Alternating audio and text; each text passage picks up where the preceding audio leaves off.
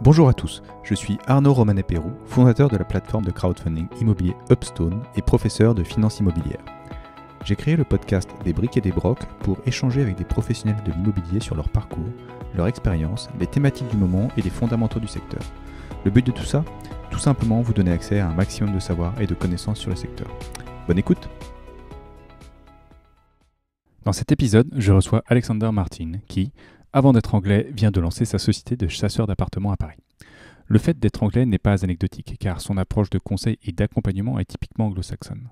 Il cherche ce qu'il peut apporter à son client. On évoque le métier de chasseur d'appartements et comment il souhaite se démarquer par son professionnalisme.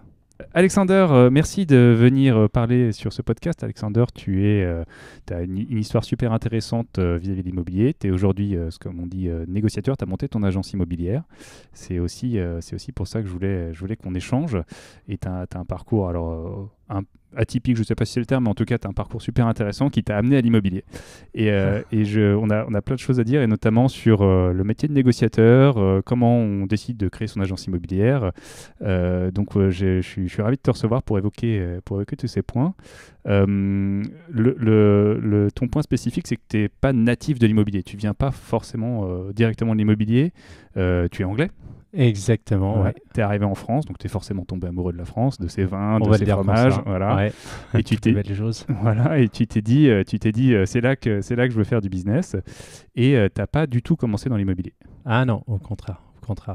Tout d'abord, merci beaucoup de m'avoir reçu aujourd'hui, Arnaud, ça fait plaisir. Effectivement, aujourd'hui, je suis dans un lancement d'agence depuis début d'année. Plein pandémie, Alexander Studios, c'est donc l'agence qu'on vient de lancer début d'année. Et effectivement, il y a un parcours qui n'a pas tout à fait débuté avec l'immobilier. C'est-à-dire que quand je suis arrivé en France, il y a une dizaine d'années, j'ai commencé dans le finance et je m'amusais, c'était très bien, il y avait des clients contents. Mais en même temps, j'avais toujours cette passion pour la création, pour l'immobilier. Je faisais beaucoup de bricolage aussi. Et à ce moment-là, je me suis lancé dans des projets de rénovation.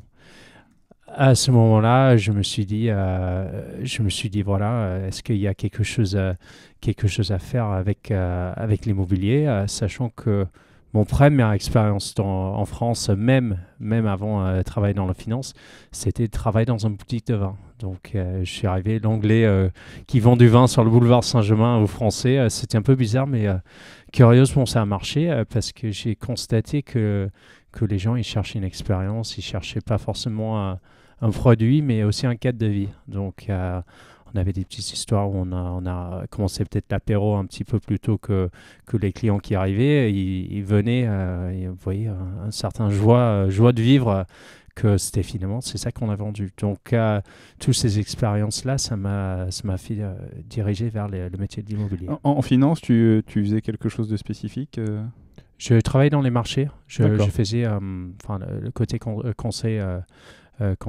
sell-side des idées d'investissement aux grands fonds d'investissement. D'accord, sur les actions. Sur les actions, ouais. Ok, donc sur les sociétés cotées. Oui, sur les grandes sociétés cotées, les grandes capitalisations France. Tu étais vendeur du coup ? J'étais conseiller. C'était un petit peu entre deux. D'accord, ouais. Ok. Et alors, cette histoire de vendre du vin, tu m'avais raconté une anecdote avec une pizza qui est... Oui, c'est ça, ouais. Oui, non, mais un jour, on se retrouve à 13h, non, plutôt un peu plus tard, 15h, et donc le rush du midi, c'était fini. Donc le boss, il me dit, Alex, tu vas chercher un petit pizza à côté. Je dis, d'accord. Et je vais ouvrir une bouteille de vin. Bon, d'accord. Donc il ouvre une grande classée, vraiment un beau Bordeaux. Et on arrive là et on commence à déguster le 4 saisons avec notre centimillion. Donc c'était un bon moment de partage de bonheur. Et finalement, les clients qui commençaient à arriver vers 17-18 heures, ils voient le carton à pizza et la bouteille de vin à moitié vide. Les odeurs des deux mélangées, il s'est dit, en fait, finalement, c'est ça la vie, ça et marche. c'est ça qu'on veut. Ouais. Ça marche.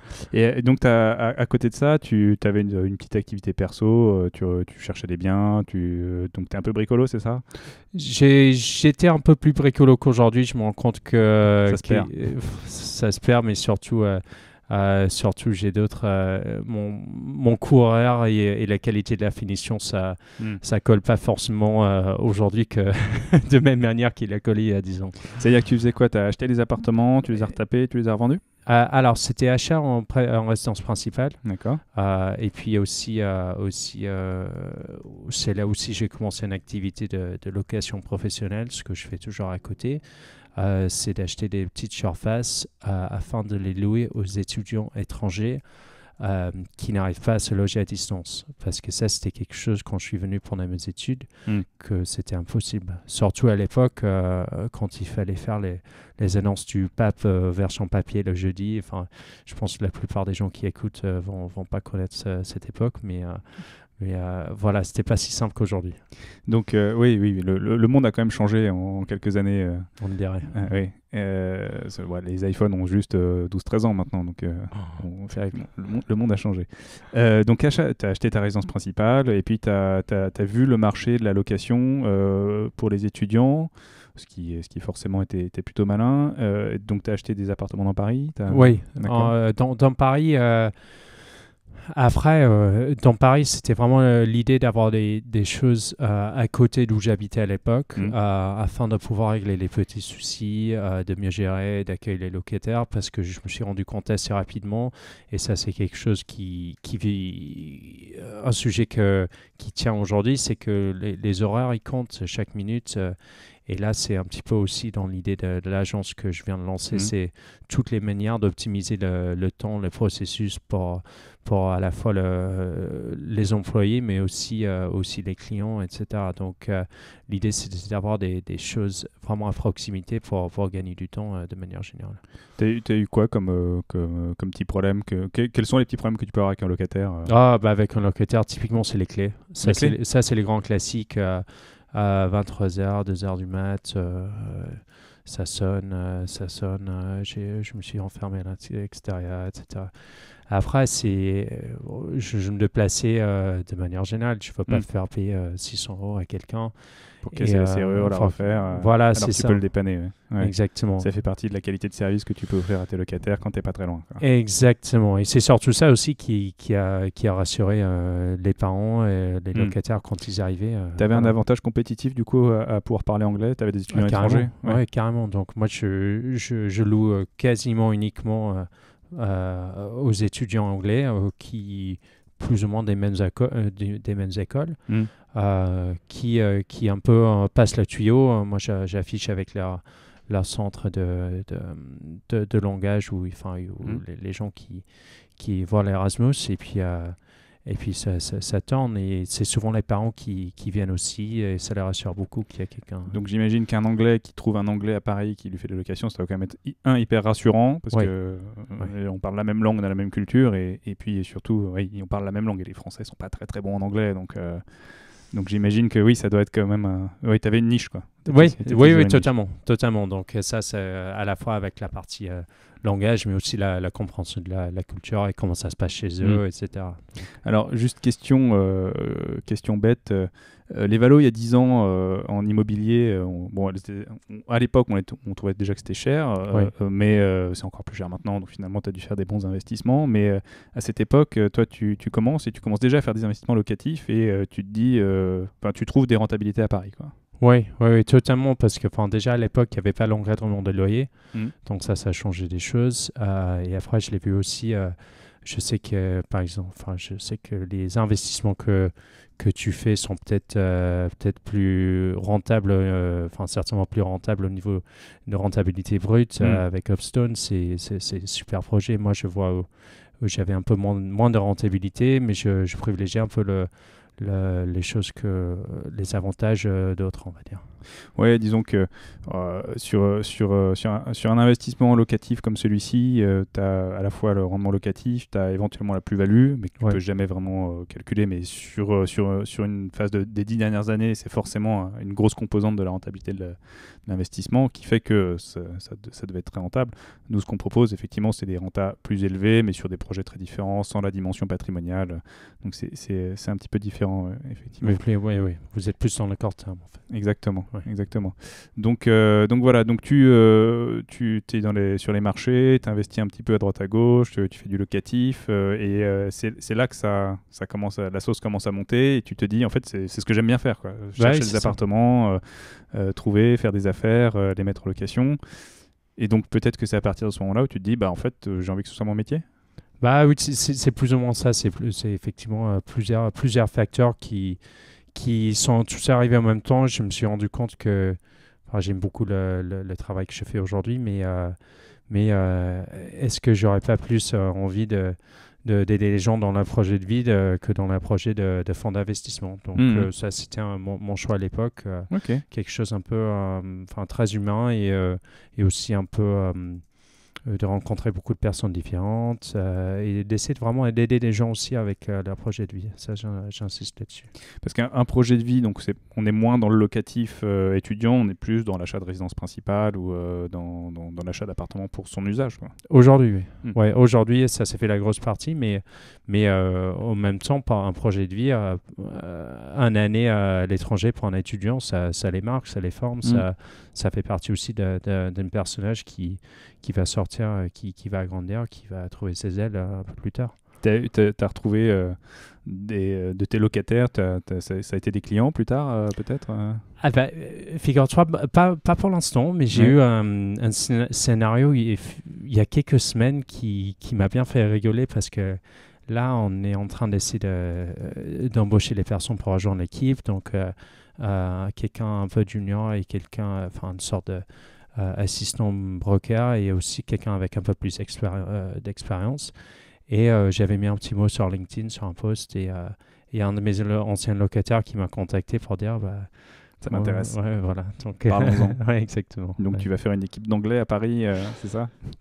Écoute, l'idée c'est de toujours garder l'axe international, mais c'était pas forcément la première embauche qu'il fallait, mais pourquoi pas plus tard. Donc quelle était la suite après?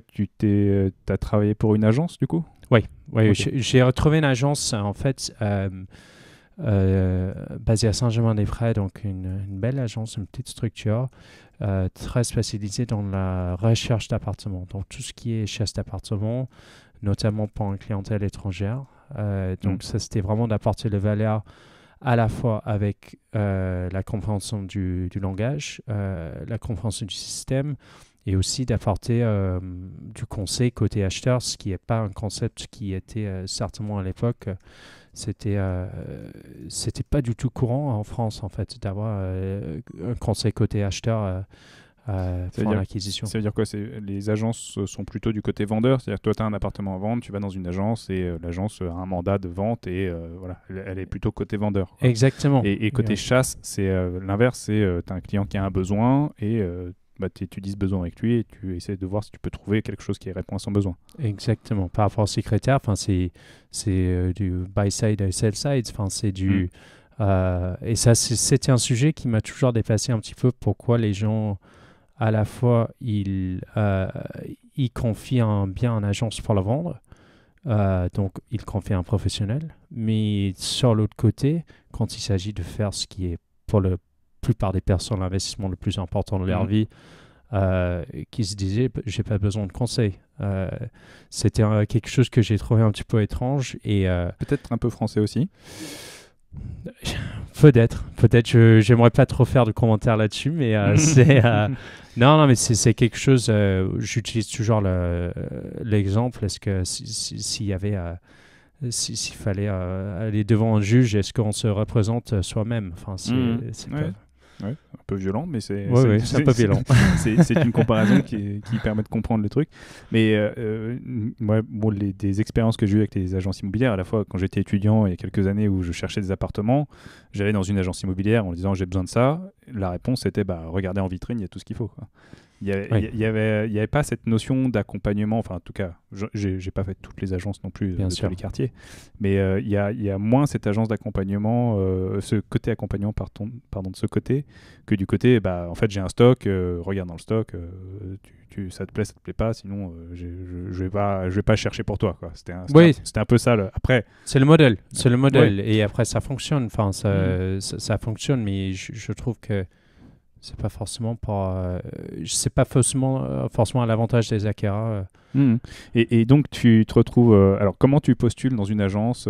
Tu fais tourner des popotes, tu te dis je veux être négociateur, donc tu réseautes un petit peu, tu vas en voir à droite à gauche, tu avais des quartiers de prédilection. Qu'est-ce qui t'a amené à travailler dans cette agence en particulier? Alors, moi, ce que j'ai cherché, moi, je me suis dit, qu'est-ce que je peux apporter à l'agence? Moi, je peux apporter qu'est-ce qui me démarque? Donc, pourquoi une certaine agence voudra m'embaucher plus qu'un autre? Et je me suis dit assez rapidement que c'était donc le côté plus ou moins bilingue et aussi cette sensibilité vers une clientèle internationale et une clientèle plutôt haut de gamme. Donc, moi, j'ai plus regardé dans l'autre sens de dire je vais chercher les agences qui peuvent me correspondre. Pas de dire toutes les agences. Oui. T'as pas tiré sur tout ce qui bougeait, Non. t'as fait une petite sélection et ensuite, j'imagine, tu t'es présenté en disant bah voilà, j'ai ça à vous apporter, vous prenez pas quoi. Exactement. D'accord. Ouais. Et donc t'as eu cette expérience et là c'était donc t'es devenu négociateur officiellement. Alors, dans l'immobilier, il y a deux types de contrats. Il y a des CDI qui sont un peu plus rares. Et après, il y a ce qu'on appelle l'agent commercial. Donc, un agent commercial, c'est quelqu'un qui travaille uniquement sur les commissions. Donc, il n'y a pas de fixe. Il y a un contrat qui ne lie pas officiellement à une seule agence, mais la réalité, c'est que vous êtes quand même lié à une seule agence. Et moi, c'était plus dans ce cas de figure. Après, vous avez aussi des libertés. Moi, j'avais des projets à côté, donc ça me convenait bien de ne pas être là tous les jours, de pouvoir faire ma vie un petit peu comme je le voulais. D'accord. Et alors là, c'était en quelle année pour situer à peu près? Voilà. Alors, on est quoi, 2021 aujourd'hui? C'est ça, déjà. Ouais, déjà. Alors, ça, je pense que c'était vers 2015. D'accord. On va le dire. Ok. Ouais. Et alors là, le marché, qui sont tes acquéreurs, qui sont tes clients? C'est donc plutôt des étrangers? Aujourd'hui? Non, là, à l'époque. À l'époque, c'était les étrangers. Quasiment D'accord. uniquement les étrangers. Qui nous ont trouvé par soit la bouche à l'oreille, soit par le marketing à l'international, d'apporter un petit peu de vendre un petit peu le rêve de Paris, on va dire. Donc, tous les gens qui cherchaient pied à terre à Paris, ils nous trouvaient. Et puis ensuite ils faisaient leur sélection et plus souvent que non, on finit le travail par avec. Donc, quand on cherche, cette clientèle qui cherche un pied à terre, elle va chercher quoi? Comme un 2 pièces, un 3 pièces, dans les beaux quartiers? Alors, s'il fallait vraiment résumer, ça serait 2 chambres dans le Marais au Saint-Germain-des-Prés. Voilà. Ça, c'était ça le stock principal. Mais c'est vrai que sur les derniers 3-4 ans, j'ai vu un énorme changement dans le profil de ce qu'ils cherchent. C'est-à-dire que les gens ils cherchent d'autres quartiers maintenant, c'est-à-dire le 9e arrondissement, le 11e, le 6e, 7e, ça reste quand même les côtés, les arrondissements magnifiques, donc ça c'est toujours très à chercher. Mais il y a quand même eu ce certain décentralisation, on va dire, des attentes. Parce que c'est des gens qui connaissent peut-être de mieux en mieux Paris, parce que effectivement, quand on connaît peut-être un peu moins, on va dans les quartiers, pas refuge, mais les quartiers qui sont cotés, effectivement le Marais, Saint-Germain-des-Prés. Et puis, si on connaît un peu mieux la ville, on comprend qu'il y a d'autres surfaces. Après, c'est vrai que tu parles du 11e, mais le 11e a beaucoup changé en 10 ans. Oui. 6e, 7e, pas trop. Mais pour d'autres raisons, c'est attractif. Donc, c'est une demande qui va évoluer avec toujours une clientèle étrangère. Quand tu dis étrangère, ça va être des Anglais, ça va être...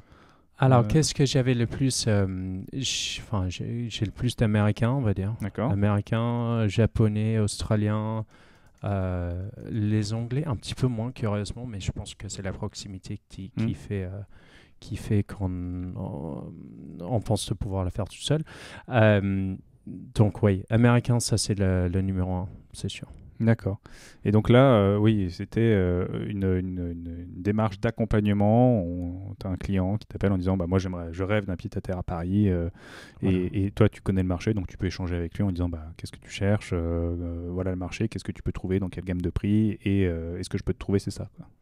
En fait, oui, c'est un peu ça. Il y a une grande partie qui est de comprendre au début leurs objectifs. C'est-à-dire, un client va arriver et dire j'ai un budget DX, je veux être à Saint-Germain-des-Prés avec ça. Je dis écoutez, ok, super, on va partir sur ça, mais avant dites-moi un peu plus. Pourquoi quels sont les...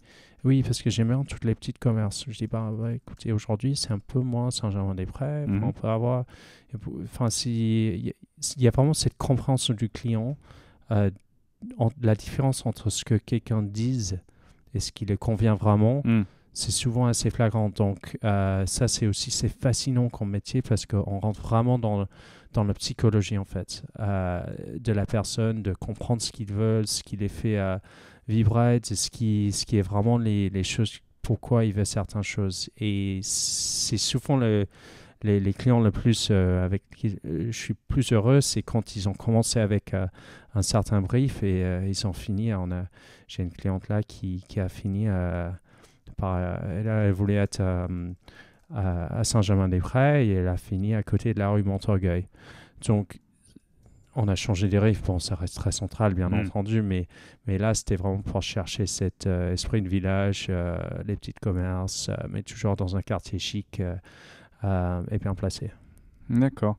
Donc oui, tu as quand même une grosse partie accompagnement, j'allais dire chronophage. Il faut quand même avoir le prospect, comprendre ce qu'il veut, pouvoir l'orienter vers quelque chose qui lui convienne, quitte à pas lui changer sa stratégie, mais en tout cas lui matérialiser un peu la réalité du marché et lui dire en fait, sur ce que tu cherches, ce que tu idéalises, peut-être que ça peut être un peu plus pertinent, quoi. Surtout quand il s'agit de budget. Oui, parce que si quelqu'un veut les 2 chambres avec un budget DX, c'est pas pareil Saint-Germain-des-Prés où il y a des belles appartements à 17-18 000 euros le mètre que quand on arrive dans un quartier, peut-être le 9e arrondissement, où c'est tout de suite un tiers moins cher. Donc c'est... Est-ce qu'ils arrivent avec des rêves plein la tête moi je veux 2 chambres, un balcon avec vue sur la Tour Eiffel, et tout ça pour un budget très très raisonnable oui. Oui, on est tous comme ça, mais... Oui. Non, mais on est tous comme ça. Mais après, ce qui est intéressant, c'est souvent les gens très intelligents qui viennent. C'est-à-dire les clients que j'ai rencontrés sont fascinants. Souvent, c'est des gens qui ont fait leur propre...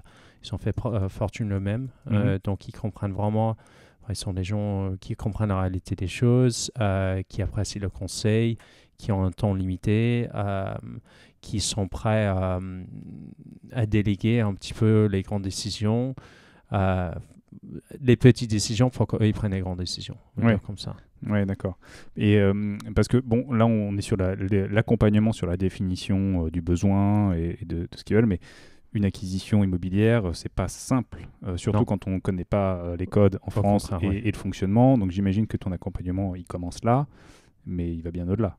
Oui, c'est exactement ça, Arnaud. C'est vraiment, moi je dis toujours, c'est 50% du travail, c'est de trouver le bien.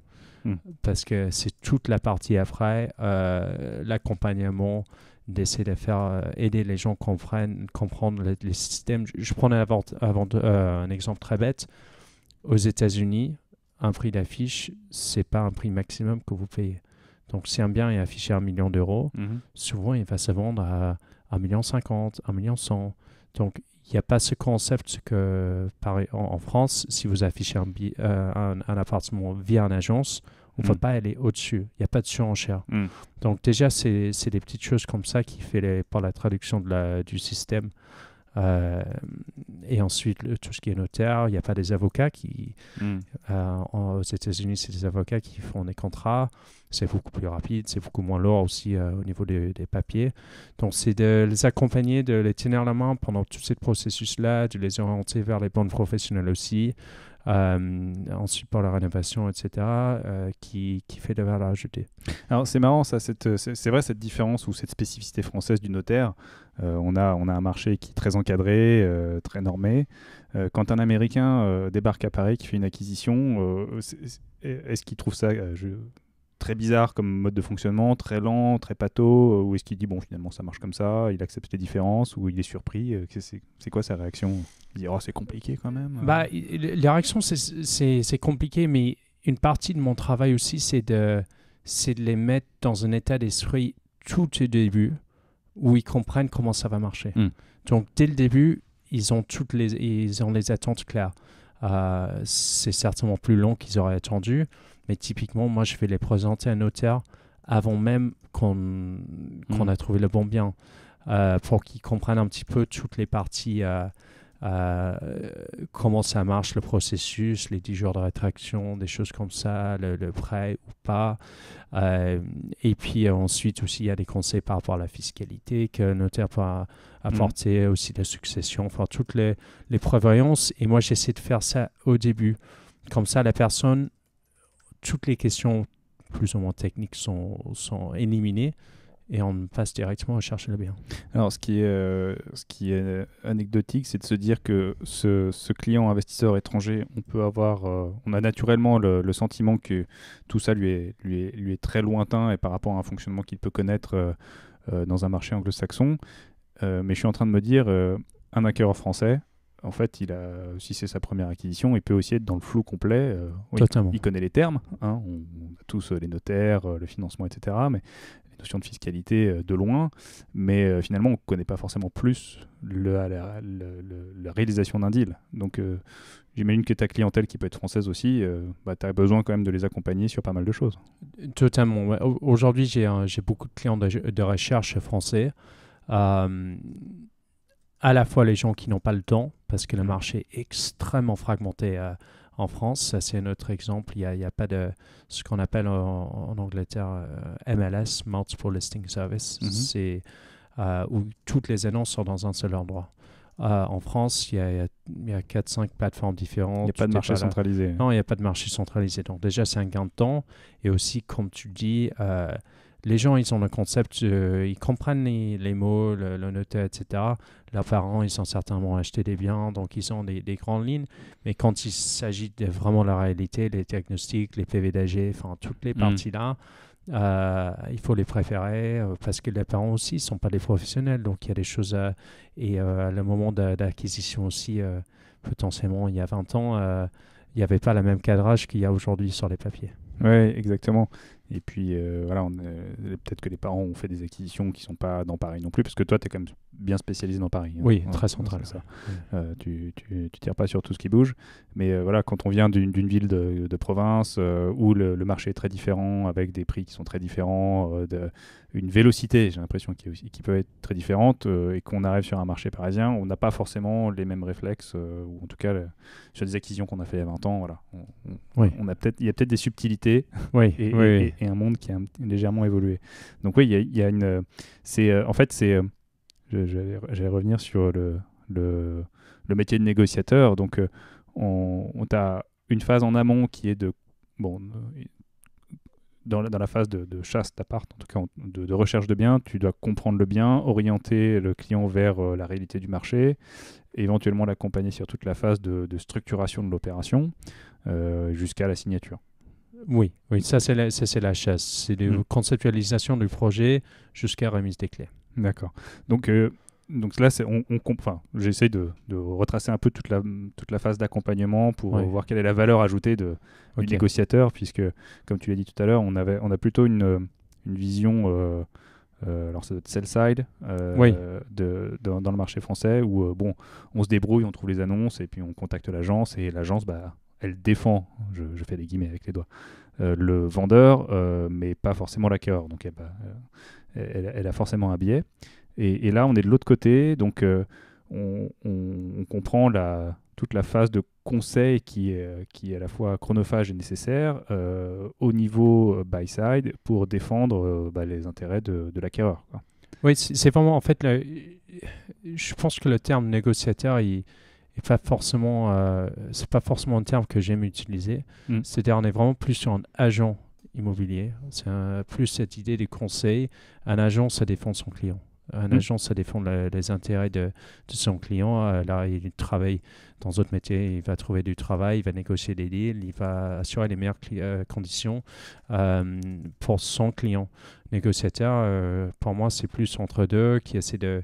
Il y a moins ce côté conseil. Il y a plus un côté dealmaker c'est ça, dans totalement, le terme négociateur. Ouais. Et négociateur, moi, ça m'inspire plutôt négociateur sur le prix.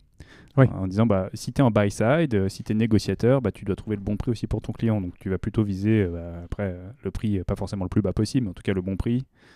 par rapport à un marché où ceux qui vendent veulent vendre très cher, et toi, quand tu veux acheter, tu vas acheter le moins cher possible. Ouais. Et il y a un juste milieu, quoi. Après, il y a la réalité du marché.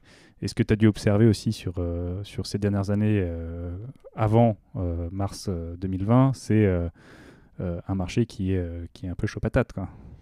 Ouais, et c'est exactement ça.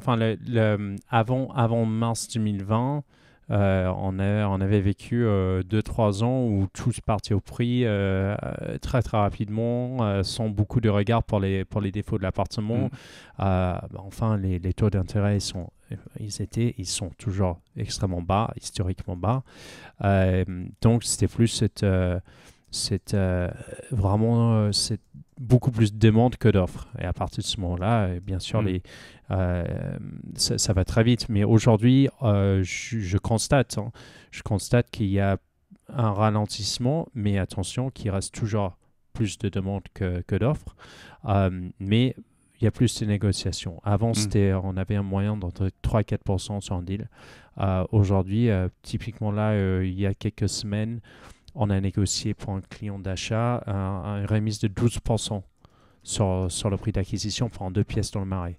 Donc, c'est vraiment, on est vraiment dans une phase que je trouve aujourd'hui où les gens, ils préfèrent prendre l'argent en poche que d'attendre. On ne sait pas trop quoi, même si personnellement, je ne suis pas trop inquiet. Dans 6 à 9 mois. Ils préfèrent prendre une petite remise maintenant que d'attendre et peut-être pour une plus grande remise plus tard. Ouais, donc du côté conseil acquéreur, le conseil avant Covid, c'était en gros, le prix affiché, ce sera pas loin de la réalité et il vaut mieux se décider vite. Ouais. Parce que en fait, il y a une longue liste d'attente. Oui, c'est ça. Il faut être en mesure d'être le premier et de pouvoir se positionner très rapidement, quoi. Oui, s'il n'y a pas de point bloquant sur le dossier, sur l'immeuble, etc., ça c'est encore un conseil extrêmement important pour les négociations et les offres, de vérifier la copro, bien sûr. Mais aujourd'hui, oui, tout est plus long, ça part, les gens prennent leur temps. Et donc, quand tu as des acquéreurs étrangers, est-ce qu'ils ont le temps parfois de venir visiter ou ils peuvent te faire confiance en te disant je t'ai trouvé le truc qu'il te fallait, c'est ça. Par contre, en gros, la visite c'est demain et toi tu es aux États-Unis donc tu n'auras pas le temps de venir. C'est à prendre ou à laisser. Est-ce que tu as eu des histoires comme ça? Alors oui. Donc, je commence toujours une recherche avec 3-4 jours avec la personne sur place. Donc à ce moment-là, pour connaître le marché, quoi. Pour connaître le marché, je prépare déjà une liste, une sacrée liste. Il y a beaucoup de travail pour préparer une liste parce que ça change en permanence aussi, les choses qui arrivent, qui vendent, etc. Et puis on va visiter une vingtaine de biens, 30 biens sur quelques jours. Et à ce moment-là, on affine vraiment les critères. Normalement, on trouve un super appart à ce moment-là et on achète. Mais ça peut arriver qu'ensuite ils repartent aux États-Unis et après je sais exactement ce qu'ils veulent et ensuite on fait à distance. Et là j'ai vendu un appartement par FaceTime la première fois il y a quelques mois, donc j'ai fait la visite en FaceTime. Ils envoient toutes les infos sur l'appartement, l'immeuble, etc. On fait la visite. 5e étage, ascenseur, balcon, donc plein cœur du Marais aussi. Donc c'était vraiment un appartement très rare. Ils ont compris ça. Donc à partir de ce moment-là, on est allé assez rapidement. Ouais, déjà, c'est vrai que les nouvelles technologies et les visios permettent au moins de se rendre un peu compte parce que ça remplace pas une vraie visite sur place. Bien sûr. Mais au moins, la vue, la luminosité, les espaces, ça permet déjà d'avoir une petite idée. Puis de toute façon, à un moment, il faut aussi prendre une décision. Et c'est le jeu de l'immobilier. Tu vas pas. Mais le vendeur, lui, il n'a pas forcément le loisir ou l'envie d'attendre, même s'il a beaucoup de sympathie peut-être pour toi et pour le potentiel acquéreur. Voilà, à un moment, il fait des choix, quoi. Ah ben, c'est sûr, et surtout quand il s'agit des appartements vraiment de qualité. Là, aujourd'hui, on ne constate absolument pas de baisse des prix, même au contraire. Les appartements avec des atouts exceptionnels, ça continue à monter. Le fameux flight to quality. Oui, c'est ça, ouais. Ouais, c'est ce que tu évoquais tout à l'heure, où avant Covid, le marché était bouillant et même des appartements avec des petits défauts, des choses qui n'allaient pas, ça partait quand même. Là, peut-être que le prix est peut-être un petit peu plus négocié, un petit peu plus discuté. Et en tout cas, il y y a un ralentissement en tout cas du marché, quoi. Oui, on est en marché à deux vitesses. Mm. Donc, les appartements de qualité, tout de suite au prix, et beaucoup d'offres, beaucoup de demandes. Mais dès qu'il y a quelque chose qui ne va pas, ou bien que le prix est trop loin de la réalité, ça ne bouge pas. Et ça, c'est quelque chose qu'on constate vraiment aujourd'hui. C'est même les deux pièces dans le 10e arrondissement à côté du Canal Saint-Martin, s'ils ne sont pas au bon prix, ça ne bouge pas parce qu'il n'y a pas encore cette notion de négociation en France. On n'a pas encore l'idée de faire une offre 10% en dessous du prix. Mais je sens que ça arrive. Alors, intuitivement, j'aurais tendance à dire que comme en immobilier, on a une longue tendance haussière, les vendeurs n'ont pas forcément le réflexe de dire mon bien peut valoir moins que ce qu'il valait il y a quelques mois, ou en tout cas le marché peut être un peu plus complexe. Et donc psychologiquement, je pense que la baisse est plus longue à intégrer dans la psychologie du vendeur que ce qu'elle peut être dans la psychologie de l'acquéreur qui se dit en fait ça vaut pas ça, parce que forcément quand on est acquéreur on dit toujours que ça vaut pas ça. Après il y a une réalité, hein. Ouais. On a eu les légendes de juste après le premier confinement des légendes d'acquéreurs qui disent moi j'achète ça à 30% en dessous du prix, et il n'y a pas de deal, parce que le vendeur il dit en fait j'ai juste à attendre pour que ça parte au moins, peut-être si ça part à moins 10, sera toujours mieux que moins 30, mais il n'y a aucune raison que le marché s'écroule complètement. Enfin, on pouvait penser ça à un moment, et finalement, ils n'ont pas eu complètement tort. Mais ouais, je pense que un ralentissement ou une baisse des prix, elle est plus dure à comprendre. Peut-être que c'est très français aussi, comparé à nos cycles. C'est vrai que on a des cycles qui sont beaucoup plus violents aux États-Unis, avec des fortes hausses, des fortes baisses, sûr, ouais. Et donc on peut envisager de faire des fortunes et aussi de perdre sa fortune dans l'immobilier, ce qui est franchement pas le cas en France, où on a eu des crises qui ont vu les prix baisser dans les années 90, modérément en début 2000 avec la bulle tech, et très très modérément en 2008. Et là encore, on voit que les prix ont plutôt l'air de se maintenir. Oui. Et d'ailleurs, après le marché parisien que tu connais bien, l'avantage que tu as aussi, c'est de dire... toi qui regardes les appartements et les prix toute la journée, tu as forcément une idée un peu plus précise, parce que voilà, sur un même immeuble, un prix au premier, un prix au cinquième, une vue, machin, ça joue beaucoup, mais tu dois pouvoir intégrer à peu près les paramètres et donner un bon coup de louche, quoi. Oui, enfin, je vois les tendances. Je regarde sur tellement de gammes de prix, de types d'appartements, de localisation différents à Paris. Et c'est vrai qu'aujourd'hui, on voit beaucoup d'agences qui baissent un petit peu, des petits baisses, des petits baisses, des petits baisses. Donc, il y a certainement une petite tendance de rentrer des choses en ordre, on va dire. Mais comme tu as dit, on est quand même sur un marché qui a quand même extrêmement bien grimpé depuis des années, là. Donc, c'est normal en même temps. Donc le côté buy side, il y a le côté chasse. Alors le côté chasse, j'aime bien ce terme, je trouve ça un peu rigolo. Mais un chasseur d'appartements, comment ça trouve des appartements? Alors je sais pas si tu peux tout nous dire, mais parce que tu dois avoir des secrets que tu souhaites garder, mais l'idée c'est voilà, tu as un mandat, on te dit moi je cherche ça, comment tu fais pour le trouver, quoi? Oui, finalement, il n'y a pas de grand secret sur la chasse, hein. C'est beaucoup de temps passé, c'est de l'organisation, et c'est de créer des relations humaines avec d'autres professionnels principalement, et aussi d'exploiter un réseau personnel, d'être aussi près possible de tous les tuyaux qui peut tomber. Mais la réalité, je pense qu'il y a beaucoup de personnes qui parlent d'aller voir les concierges, etc. Mais de manière générale, les concierges sont tellement rodés par les agences du quartier que vous êtes mieux d'avoir une bonne relation avec l'agence du quartier que tous les gardiens de l'immeuble. Oui, d'accord. Donc après... Il y a la chasse avec le réseau que tu as pu constituer, les clients que tu as eus, les professionnels avec qui tu as travaillé. Et puis, il y a, j'imagine, s'éplucher toutes les annonces du marché pour voir un peu ce qui peut exister. Donc, passer par un réseau traditionnel, je dirais. Ouais. Mais disons que tu fais ça pour le compte de ton client qui n'a pas le temps de le faire ou qui n'a pas la connaissance du marché. Donc, il y a ce côté un peu systématique, j'allais dire, que tout le monde pourrait faire, mais... encore une fois, c'est une question de temps, donc ça tu peux le faire, plus quand même un avantage compétitif sur un marché que tu connais, tu as des interlocuteurs que tu connais qui peuvent remonter des opérations. En tout cas, il y a un marché gris, on va dire, qui donne l'avantage compétitif aux chasseurs qui va pouvoir présenter des biens qui sont peut-être off-market ou en tout cas qui vont arriver sur le marché et qui ne sont pas encore. Totalement. Totalement. Typiquement, le bien dont je vous ai parlé, 5e étage, Ascenseur, c'était dans une grande agence. L'une des plus grandes agences, mais c'est quelqu'un avec j'ai travaillé depuis le début de ma carrière et on s'entend super bien. Et quand je l'ai appelé pour savoir s'il avait des choses en stock, il me dit pas tout de suite, mais dans 3 jours, j'ai un bombe qui va rentrer. Tu peux être le premier qui le visite et on boucle ça. Donc, c'est aussi ce. Mais pourquoi il a fait ça? Bon, déjà, on a bien travaillé ensemble avant, donc ça donne un avantage aux clients. En fait, finalement, mes clients de chasse, ils ont l'avantage.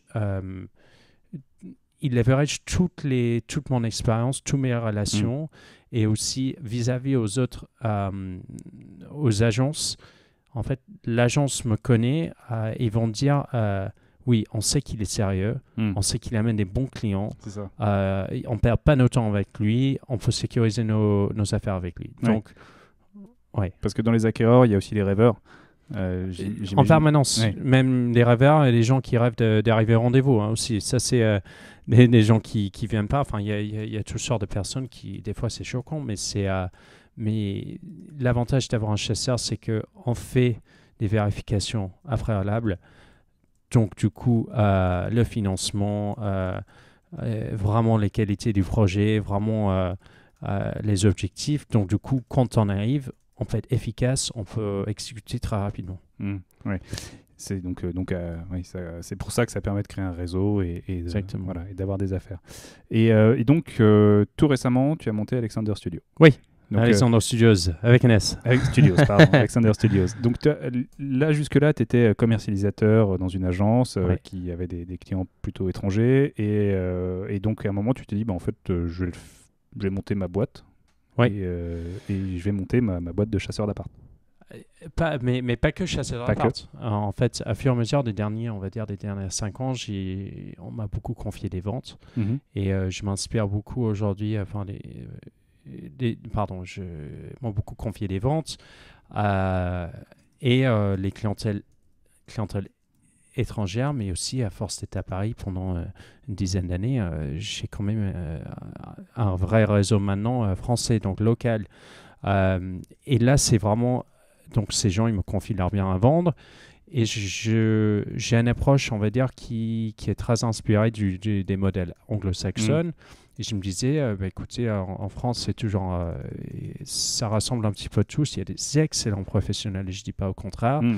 Mais je me dis, est-ce qu'on peut s'amuser un petit peu au niveau du marketing? Est-ce qu'on peut essayer de combler la chasse avec la vente pour donner un accompagnement 360 avec un client et dans un deuxième temps, pourquoi pas la location, l'investissement, vraiment de créer des partenaires avec des gens pour ils n'ont plus besoin de penser à ça, ils ont juste à dire ce qu'ils en vaut, ce qui correspond le mieux, de vraiment créer une relation sur la durée avec un client, avec un marketing qui est plus moderne, beaucoup de réseaux sociaux, parce que même sur l'année dernière, on a vu les modes de consommation, ça a beaucoup changé. Tout le monde chez eux, beaucoup de temps sur ordinateur, de plus en plus sur téléphone. Instagram, puis c'est quelque chose que je déplore beaucoup en général sur les annonces immobilières, c'est que parfois il y a juste une photo de la façade de l'immeuble ou une photo de la rue. Oui, perte de temps. Perte de temps pour tout le monde. Je mets le maximum de photos. Le prix, la localisation. Comme ça, vous avez déjà un maximum d'informations. Pour vous donner un exemple de comment je fais la commercialisation, moi, je vais donner les documents d'un appartement avant la visite. Donc, les PV d'AG. Parce que diagnostic, etc.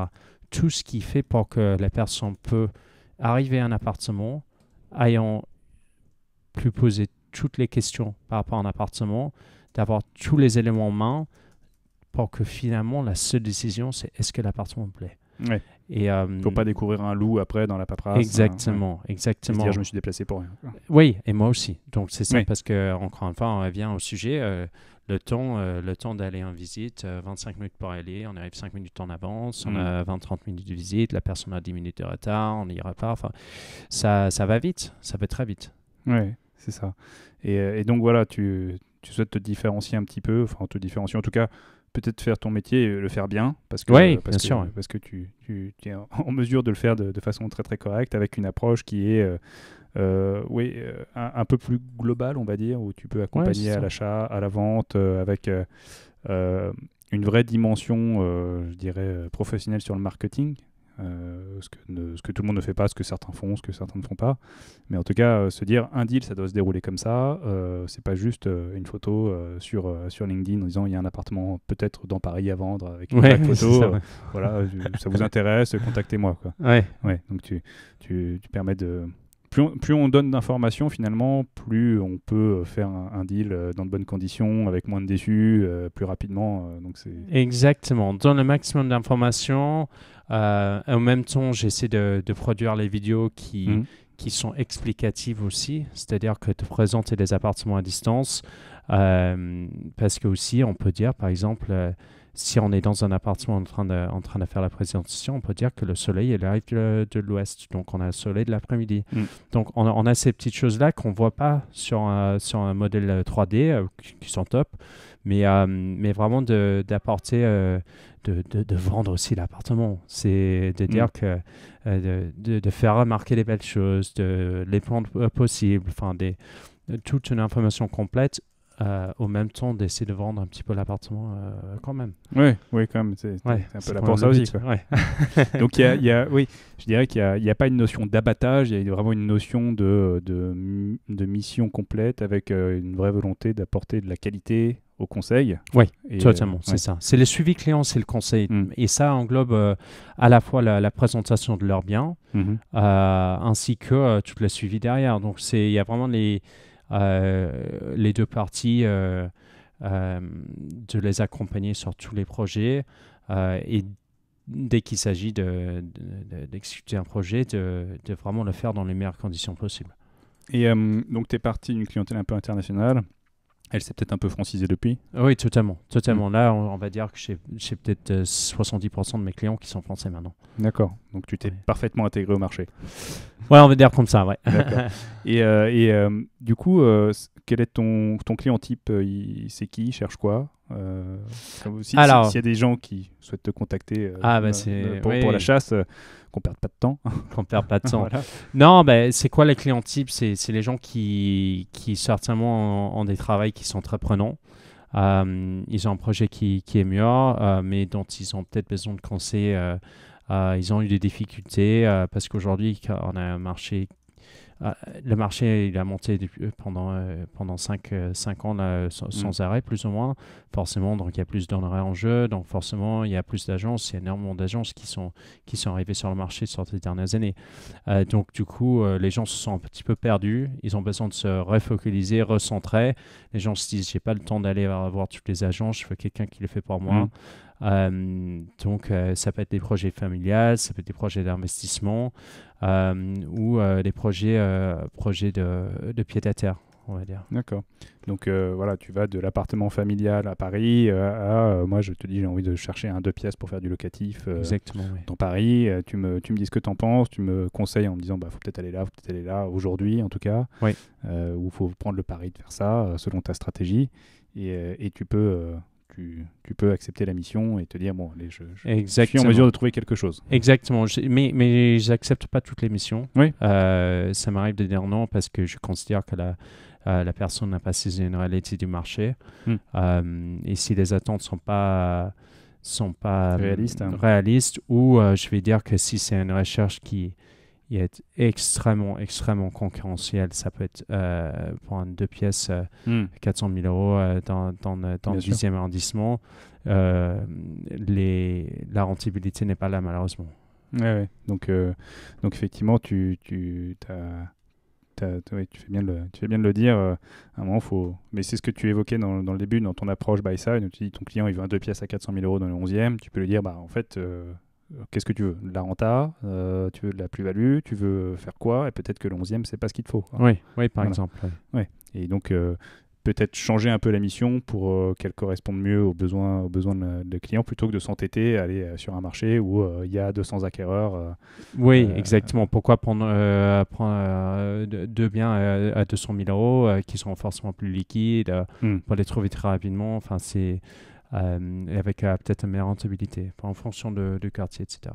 Et donc, si on veut te contacter, où est-ce qu'on peut te trouver?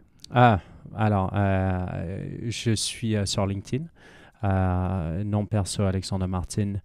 La boîte s'appelle Alexander Studios.